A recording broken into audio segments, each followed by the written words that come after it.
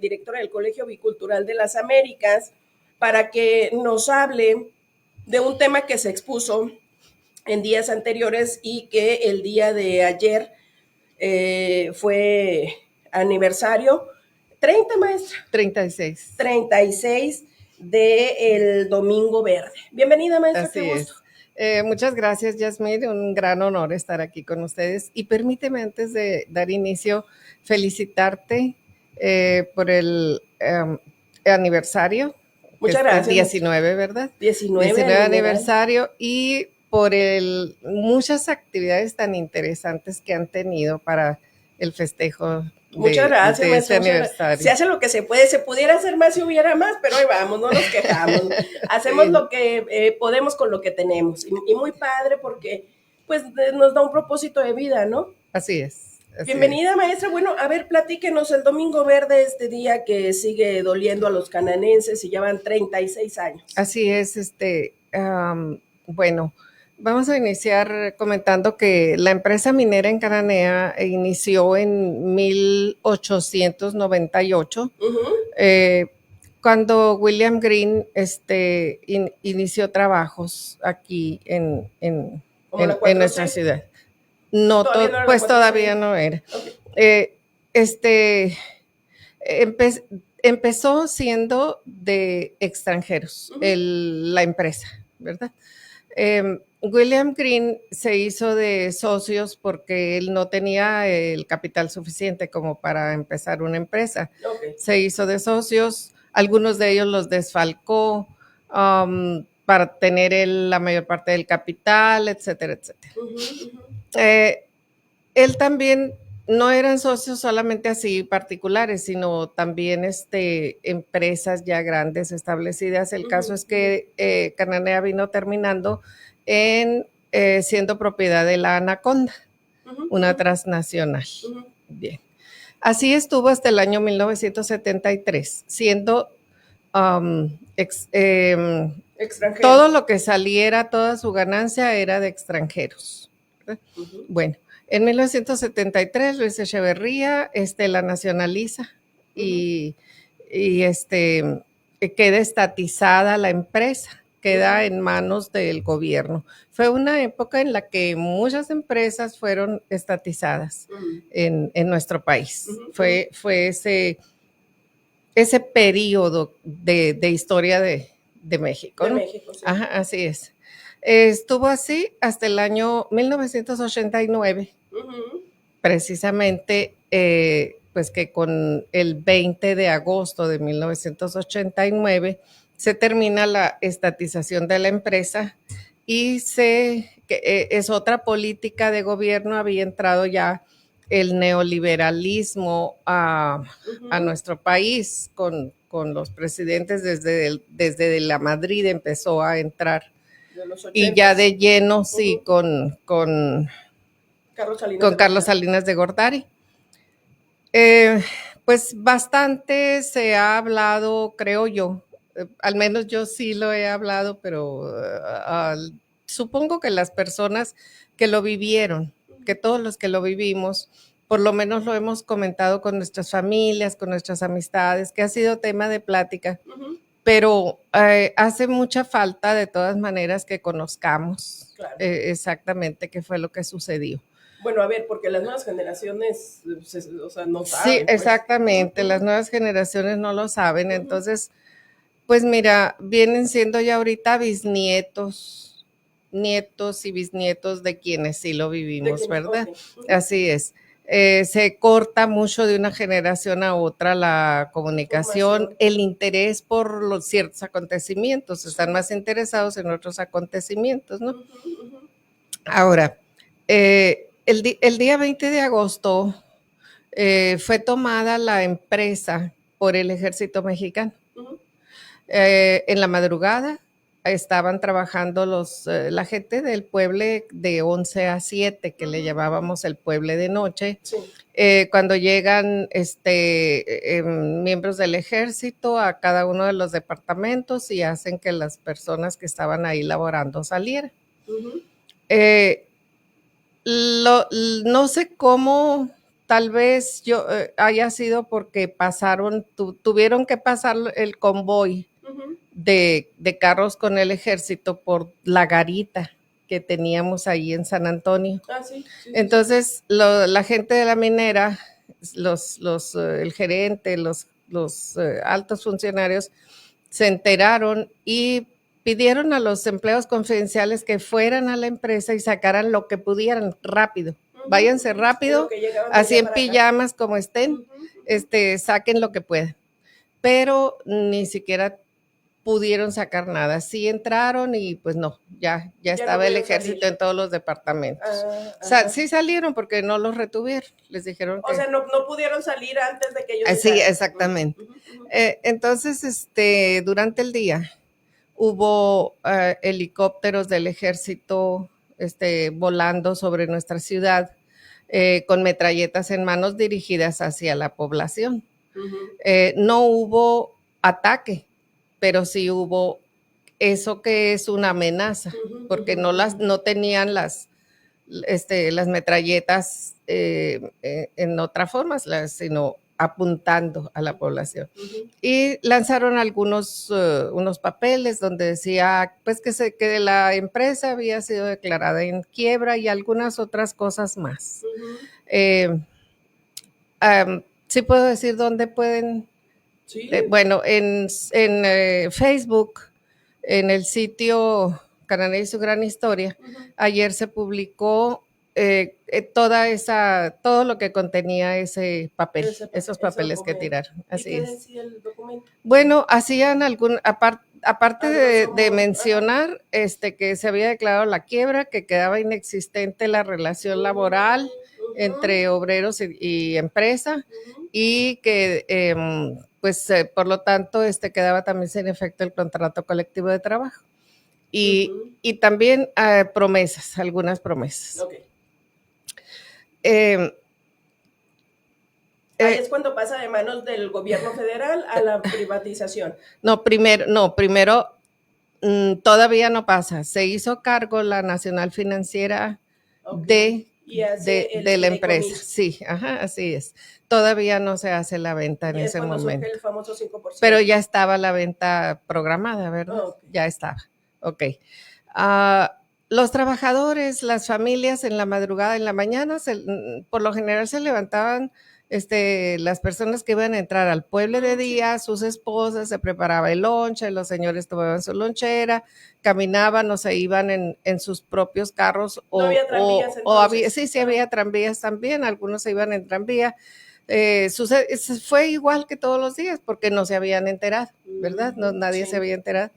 Pero cuando llegaron los tranvías se estacionaban frente a la Casa de la Cultura. Cuando llegaron ahí estaban saliendo los de noche y los que venían del pueblo de noche les decían, regrésate, no te van a dejar entrar. ¿Qué pasó? No, pues que está el ejército en la empresa. ¿Cómo que el ejército? Bueno, pues algunos incrédulos quisieron entrar y pues no pudieron, se regresaron, volvieron a sus casas. Fíjate que nadie sabía exactamente qué pasaba, pero pues no permitían la entrada a los trabajadores. Bien, entonces, pues eso inquietó lógicamente a todo mundo. Sí. La mayor parte, en ese tiempo, la mayor parte de ciudadanos cananenses laboraban en la empresa. Había mucho trabajador de todas las áreas y muchas secretarias también había en ese tiempo. Muchas, bastante número de secretarias. Okay. O sea, había hombres y mujeres trabajando en la empresa. O sea, ¿también trabajaban en la noche o ya entraban en la mañana? No, las secretarias eran en el pueblo de día porque, sí, porque ellas estaban más bien con los funcionarios. Okay. ¿No? Ellas hacían que en ese entonces en el tiempo de los funcionarios. Era el gobierno federal. Así es. Okay. Muy bien. Entonces, pues ese día fue algo de muchísima incertidumbre. La gente decía esté el ejército, todo el mundo dentro de la casa, los niños querían salir al patio, no los dejaban, no los permitían. ¿El ejército estaba en la ciudad o solamente sobrevolando? Sobrevolaba y pues estaba todo el convoy que entró en la madrugada, ¿verdad? Creo, mira, no te voy a decir que es exacto el dato, pero creo que fueron 300 efectivos. Carros, okay. Así es. ¿Y esos estaban en la empresa tomada o circulaban por la ciudad? Estaban en la empresa y una parte de ellos anduvieron por la ciudad fueron por personas, por cananenses que estaban en ese momento en su casa, sobre todo dirigentes sindicales y también personas que tenían que ver con, que eran personas que de alguna manera influían en la población. Okay. Por sus escritos en periódicos, por sus participaciones en la radio, que era bastante abierta en ese tiempo. Algunas personas fueron llevadas por miembros del ejército a lo que es la casa de visitas o casa de huéspedes allí en la colonia Green. Ok. ¿Dónde está esa? La que ahora es como salón de renta. Ahí llegaban las personas que venían, por ejemplo, a inspeccionar o algo que existen desde la primera década del siglo XX. Mira, está la Casa Green, sí, y yéndonos por la avenida Sinaloa, sigue lo que fue un centro cultural, una casa pequeña, sí, y enseguida está la casa de visitas, okay, que es una casa grande de dos plantas, muy grande. Ajá. Y después de esa, cruzando la calle, está la casa que fue siempre la casa de gerencia, donde okay, vivía el... confundiendo con la casa de gerencia. Donde vivía el gerente, sí, así es. Okay. Allí fueron pues reclutados porque se los llevaba el ejército. Muchas personas de nuestra localidad, también en algunos escritos viene bien especificado qué personas fueron. Sí. Creo que también en el Cananea y su gran historia de ayer, hay algunos de ellos que están mencionados. Cananea y su gran historia, que es del arquitecto Portillo Tuarte. Bueno, él no lo escribió, él transcribe. Okay. Él transcribe porque él no estaba en Cananea, él no vivió esa etapa aquí en Cananea, okay, él vivía en Guadalajara.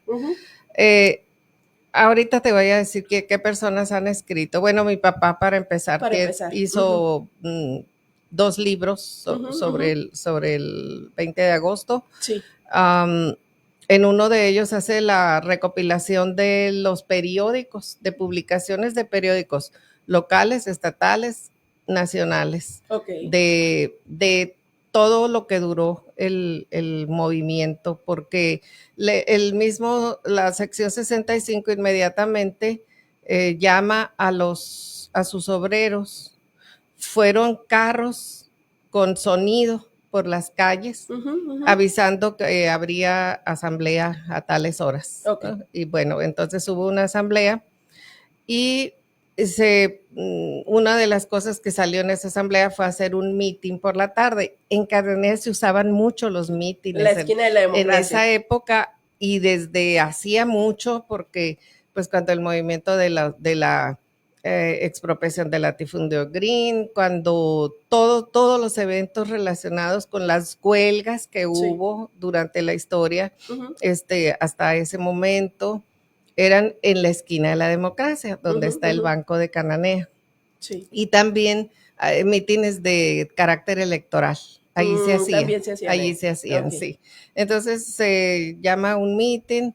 No fue mucha gente, fue muy poca gente. Tenía mucho miedo la población, claro, lógicamente, ¿verdad? Así es. Con presencia de soldados. Sí, así es. Entonces, no hubo interrupción en el meeting, no hubo así que hubiera habido una agresión ni nada. El meeting se desarrolló, yo estuve presente ahí. Todavía había, ¿qué es? ¿De qué se trata? No había una respuesta. No fluía la información. No había una información. En ese entonces, aclarar, no había redes, no había internet.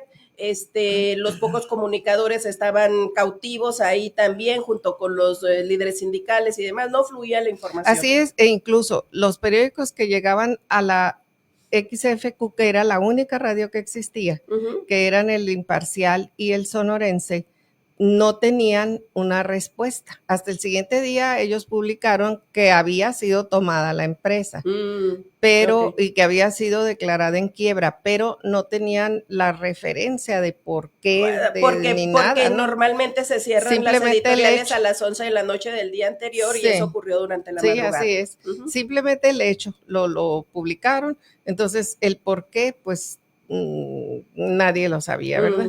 Bueno, entonces, pues allí la clave siempre fue el sindicato de sección 65, eran los directamente afectados, pero indirectamente afectada toda la población, de tal manera que toda la población se inquietó por el hecho.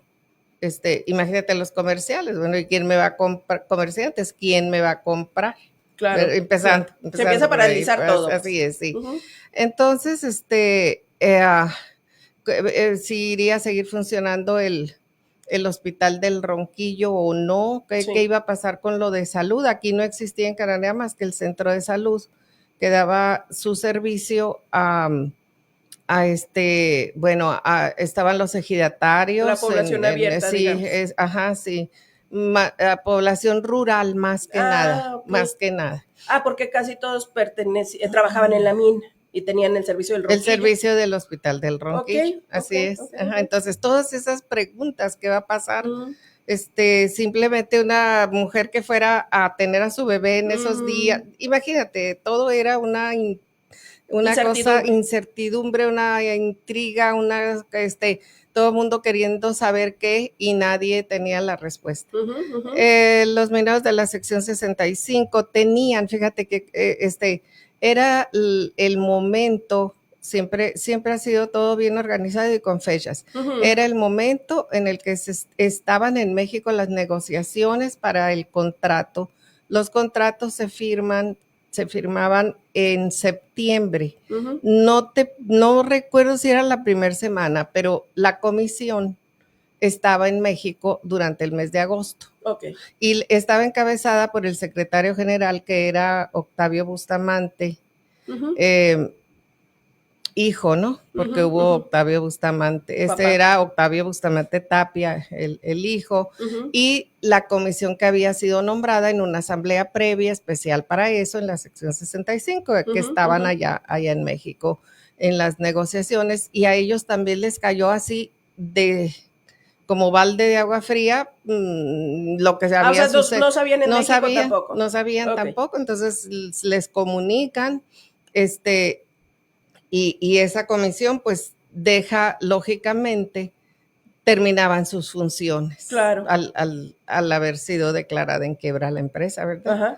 Bien, entonces ya la sección 65 se pone al frente de todo, investigan ya más, tanto los que estaban en México como la gente que estaba aquí, y empiezan a organizarse, y la única forma que había para que legalmente pudieran ellos activar, no ser nomás un montón de personas que van a una manifestación o algo así, fue declararse en huelga. Ellos se declaran en huelga y empiezan a organizar todo y empiezan a tener una solidaridad asombrosa. Todo Cananea, todos los ciudadanos cananenses nos unimos a la sección 65, tuviéramos o no tuviéramos parientes ahí. Yo, por ejemplo, en ese momento yo no tenía familiares, tenía un hermano trabajando, dos hermanos. Su papá trabajó en la mina, ¿no? Sí, y ya, pero él ya estaba jubilado, estaba jubilado. Entonces, todos nos unimos, comerciantes, dueños de ranchos, todas las personas de los ejidos, maestros, estudiantes. Porque el 100% de la comunidad estaba afectada. Dependía sí, de todos estábamos la mina. afectados, Okay. Así es. Y es, pero es muy digno de decirlo porque en otros movimientos que también afectan a veces a una parte de la sociedad o a otra, nunca ha habido esa unidad.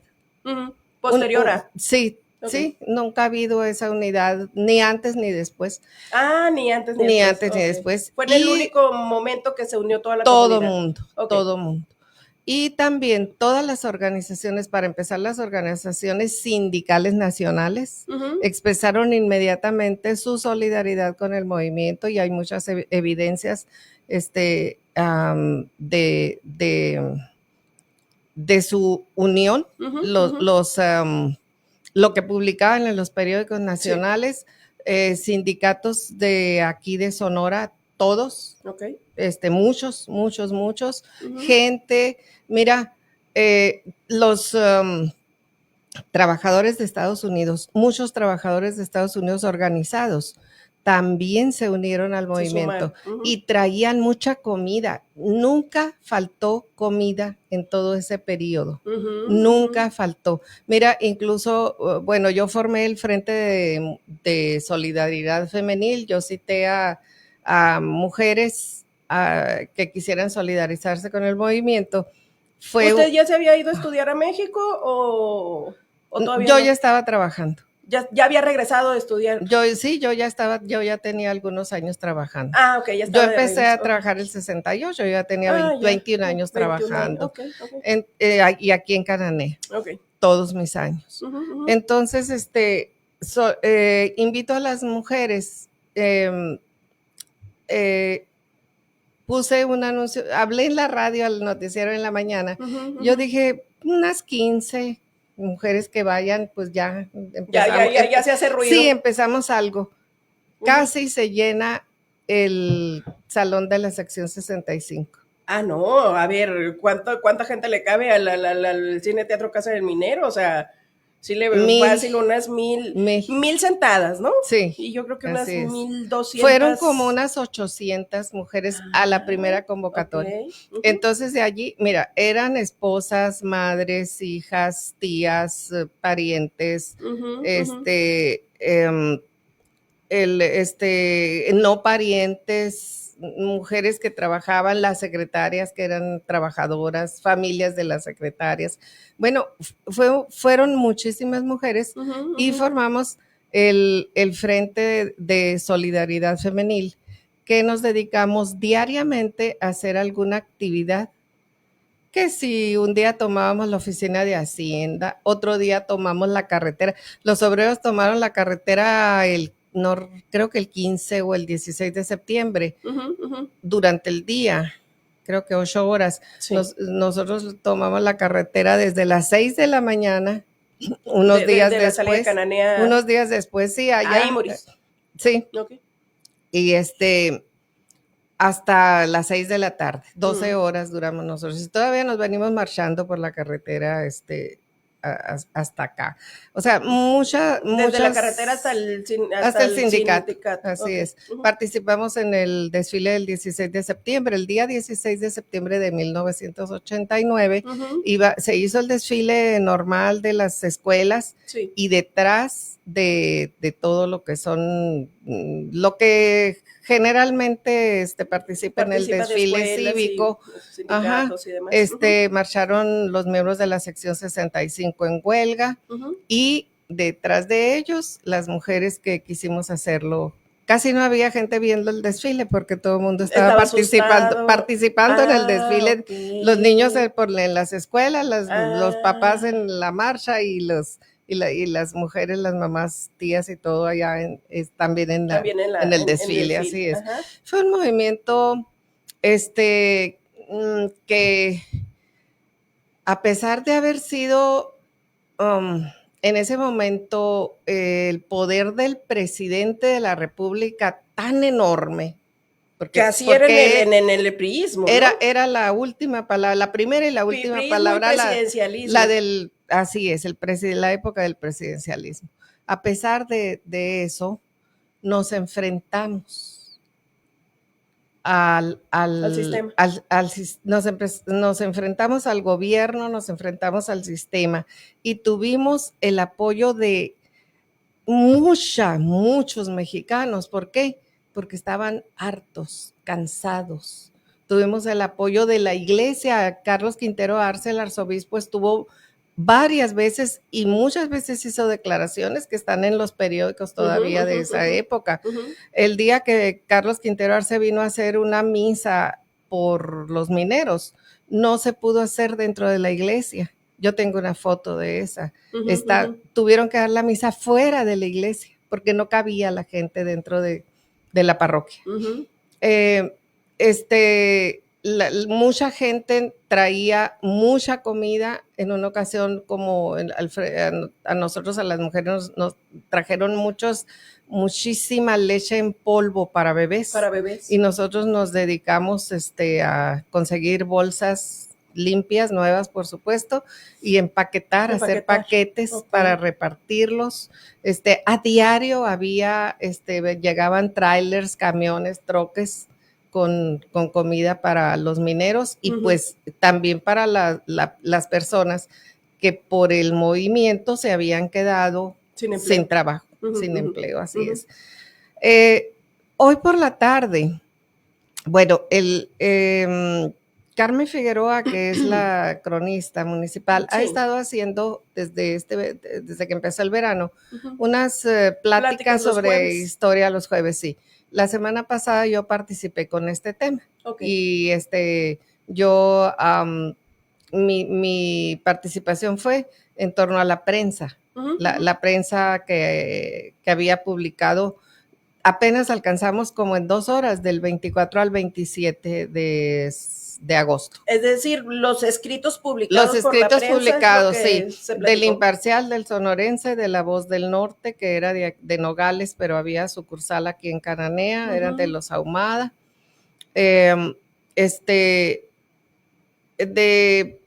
De otros periódicos y muchos manifiestos también, muchos manifiestos de muchos sindicatos.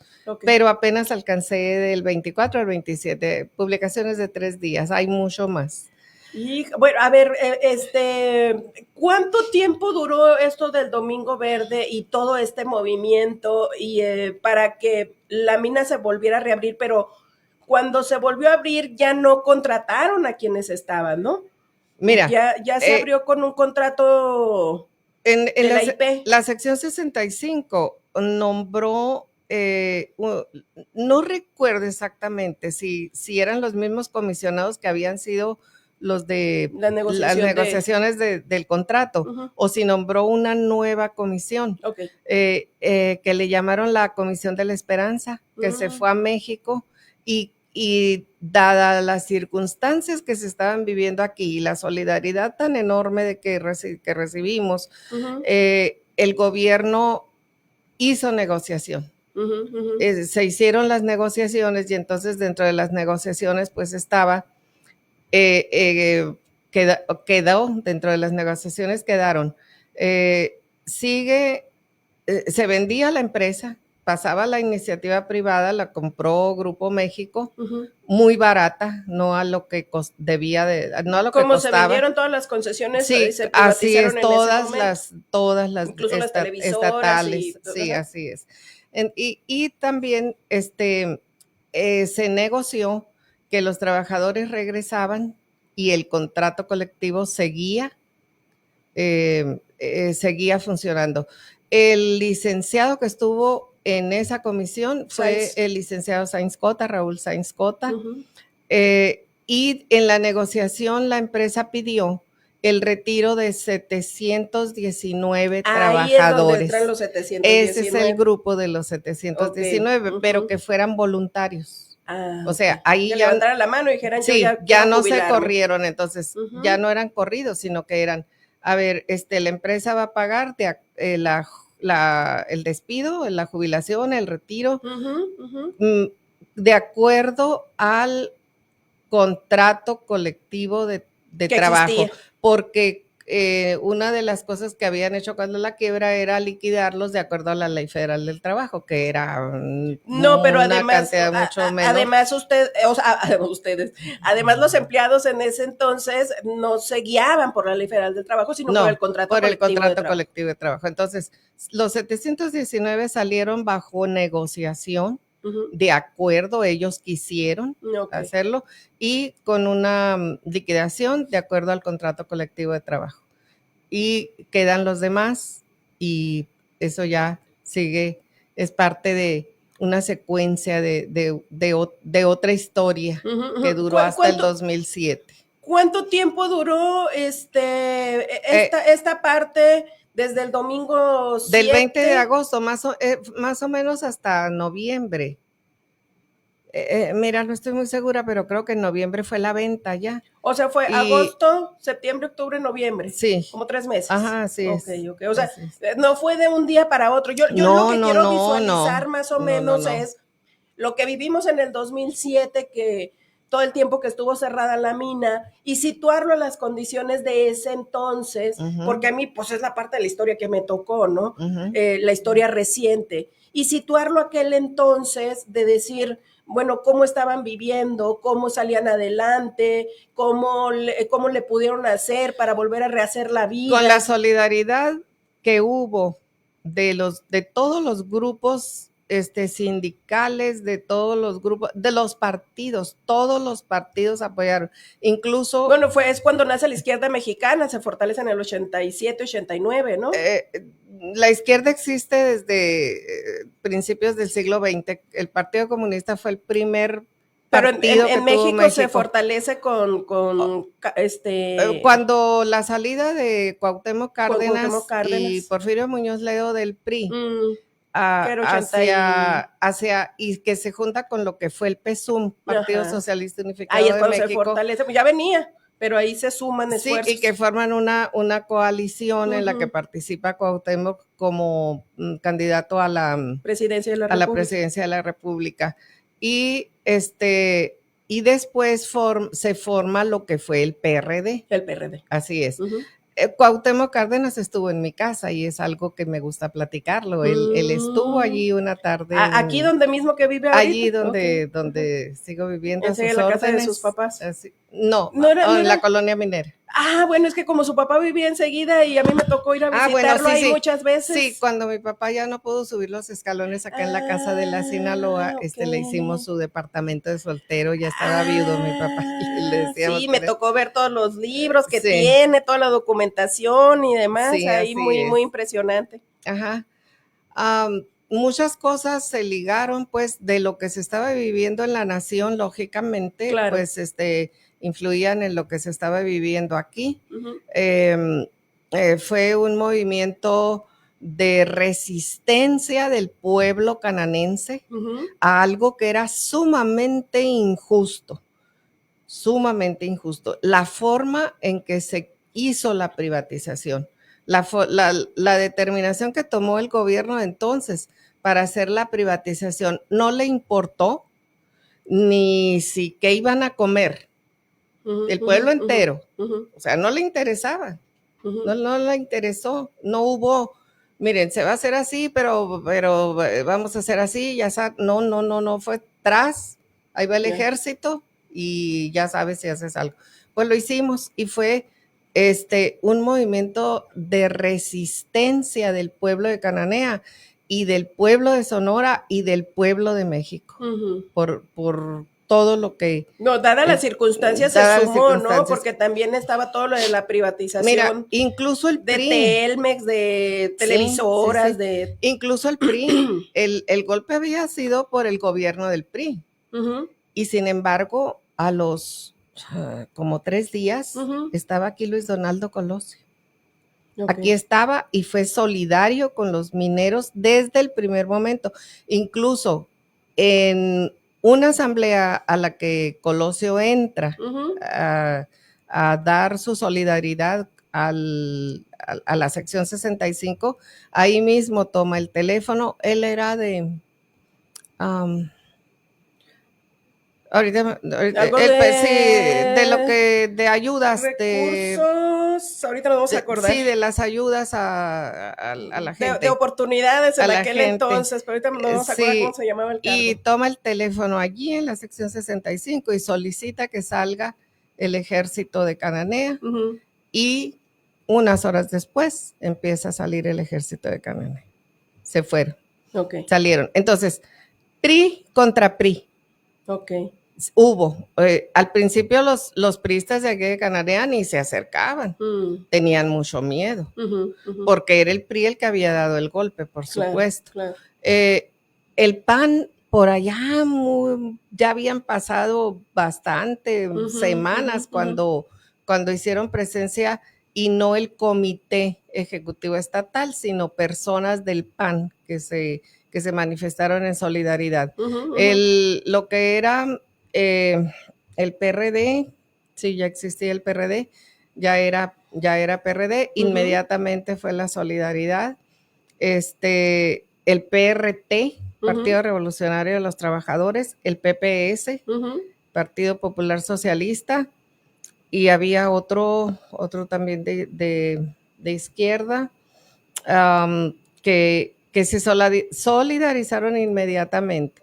Muchos de ellos eran partidos con poca gente, pero existían más. Su gente, su fuerza estaba más bien en el centro y en el sur del país. Que acá, ¿verdad? Pero vinieron sus representantes. Todos los días tenían asamblea los mineros, y todos los días había quienes venían de otras partes a manifestar su solidaridad. Todos los días. Estuvo la gente de Luz y Fuerza del Centro, que también fueron golpeados en esos mismos tiempos. En esos mismos tiempos. Sí, aquí vinieron muchos de ellos, estuvieron también presentes, y pues como te digo, fue un movimiento de resistencia de los cananenses, de los sonorenses y de los mexicanos. Muy bien, maestra, por cuestiones de tiempo, pues tenemos que despedir, pero la invitación es para el día de hoy. ¿En dónde y a qué hora? Sí, hoy por la tarde vamos a tener la plática en la Casa de la Cultura a las 5 de la tarde, y va a estar presente Oscar Sainz, que fue el presidente del comité de huelga durante todo este movimiento. Qué maravilla. ¿Él vive aquí o va a venir? No, él vive en Hermosillo. Pero va a venir. Ya está aquí en Cananea. Desde ayer disfrutó del bello clima, de la serenata, del bello clima. Estuvo ayer la serenata, dicho sea de paso. Entonces, pues qué bueno que me recordaste para hacer una extensa invitación a todas las personas, a quienes participaron, a quienes no participaron, a las nuevas generaciones, para que se enteren. Fíjate qué oportunidad tan grande de poder enterarte de quién fue el presidente del comité de huelga, de quién estuvo allí. No, y dicen que si no conocemos nuestro pasado y nuestro presente, seguiremos repitiendo y dando vueltas en nuestro futuro. Entonces es importante conocer nuestra historia. Porque no es lo mismo leer a alguien que escribió sobre algo que estar de frente y poder hacerle preguntas y poder compartir y decirle, yo recuerdo eso, y yo estaba muy chiquito y me acuerdo que esto y que el otro, etcétera, etcétera. Exacto. Ahí los esperamos hoy a las 5 de la tarde. 5 de la tarde en Casa de la Cultura. En la Casa de la Cultura. Excelente. Bueno, pues muchísimas gracias. Nos vamos. Gracias por el favor de su atención. La cordial invitación para que nos acompañe ahorita en el noticiero de las 2 de la tarde. Gracias. Se despide usted, su amiga y servidora Yasmin Islas. Buenas tardes, buen provecho, con permiso. Pásala bonito. Agradecemos el favor de su atención durante este recorrido informativo en 12 PM Noticias.